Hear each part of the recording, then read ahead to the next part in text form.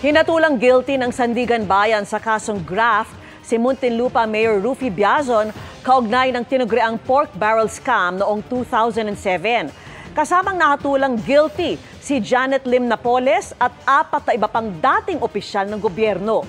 Kaugnay ito ng maanumalyang paggamit ng Priority Development Assistance Fund o PDAF ni Biazon nung nakaupo pa itong kongresista.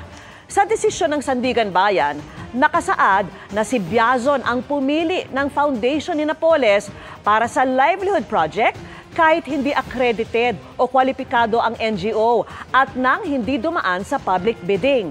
Base sa court records, sinabi ng whistleblower na si Ben Hurloy na nakatanggap si Biazon ng 1.95 million pesos na kickback sa pamamagitan ng authorized representative.